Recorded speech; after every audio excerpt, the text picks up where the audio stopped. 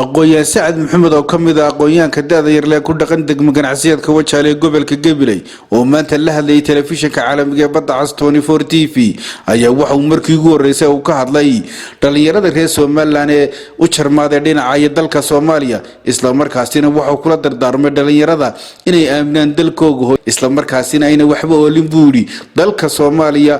waxana uu dhalinyarada ugu baaqay inay ka shaqeeyaan jiritaanka iyo midnimada qaranka Soomaaliland balse laakiin ayna shilin siisan jiritaanka iyo midnimada shacabka Soomaaliland aqoonyahan Sacad oo arrimahaasi ka hadlaya ayaa waxa uu yiri saameynta faraha badan ee dunida ka dhacday ay uu sabab u yahay caabuqa coronavirus-ka ee saameeyay adduunyada Ilaahay subhanahu wa ta'ala koonkan isaga ka taliya waxa weey qofka hadii una xadhiga Ilaahay qabsana عرض إلهي بكون عايزة إلهي سبحانه وتعالى وين أرجعنا مانتا دنيا سيدا وقري ووحلا وعبارة قاطع ناس كمان توقف في السنة الدنيا بلير تغير سومالان جاي مدويك قدام بيا أركين لو وقع عن في هذين يو حمر وحلاحي حمر وحيا اللي مشلو هنا كمان تهرجيسك عرّي دنيا وحمر تجو وحلاقي أوجا كمان تلف يعني دي أوجا كمان تلف يعني جمهورية الصومال عندنا أم بحنا لما كان حمر جوجي 4 كيلومتر حكومة وحلوجا بهاي إني تودا طريقان الله ما بحنا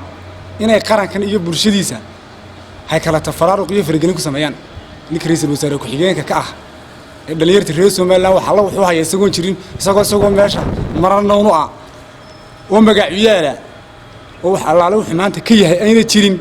inuu dhalinyarada reer Soomaaliland ku halowsado inuu maanta shaqo u hayo oo barnaamij u hayo waxaan leeyahay adeero kuwa xamar joogay qaraxa ku dhimanaya ee shisheeyo ilaaliyo ayaa u baahan oo ma baahna qarankani cid maanta faragelin gelisa waa qaran isku filan madaxweyne qaran baan leenahay xukuumadda dawladda kala duwan baan leenahay hay'ada sharci dejineed baan leenahay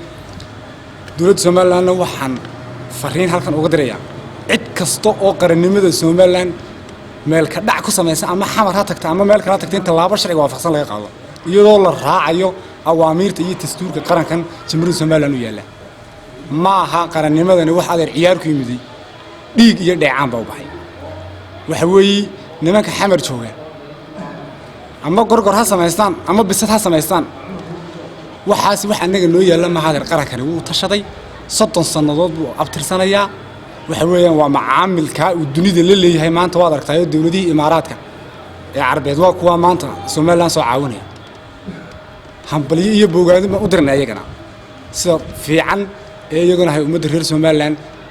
cilaaqaadka fiican uu sameeyay madaxweynaha jamhuuriyadda Soomaaliland waxa cadeynta waa cilaaqaadka uu madaxweynuhu la leeyahay wadamada dunida heesta kale aqoonyahan Sacad oo hadalkiisa sii wata ayaa waxa uu ka hadlay madax dhaqameedka reer Soomaaliland oo maalmihii ugu dambeeyay ka hadlayay wada hadallada u dhaxeeya Soomaaliland iyo Soomaaliya isla markaasina dhaliilayay xukuumadda madaxweyne Biixi waxaana uu madax dhaqameedkaasi ugu baaqay in iyagu ay dib ugu noqdaan isla markaasina ay ka shaqeeyaan jiritaanka iyo midnimada qaranka Soomaaliland balse laakiin waxa uu madax dhaqameedkaasi ku canaantay inay ka bixeen xayndaabkii madax dhaqameedka waxana uu yiri waxaan kaloo halkan doonayaa inaan iyagana anigoo xushmad iyo karaamo u haya in halka erey ka raado madax dhaqameedka Soomaaliland madax dhaqameedka Soomaaliland waa muraayadii ummadda reer Soomaaliland ay lahayd waddankuna wuxuu leeyahay siyaasiyiin iyo madax ku matasha siyaasadda iyo dhaqankuna waa kala laba madax dhaqameedka aniga oo sharaf iyo xushmad u aya oo ay yihiin istambeedkii Soomaaliland waxaan leeyahay dhaqanka geedkii iyo gooy u lahaa yaan la soo dhaafin Khadar Cabdillaahi telefishinka caalamiga ee Badda Cas 24 TV degmo ganacsiyeedka Wajaale gobolka Gabiley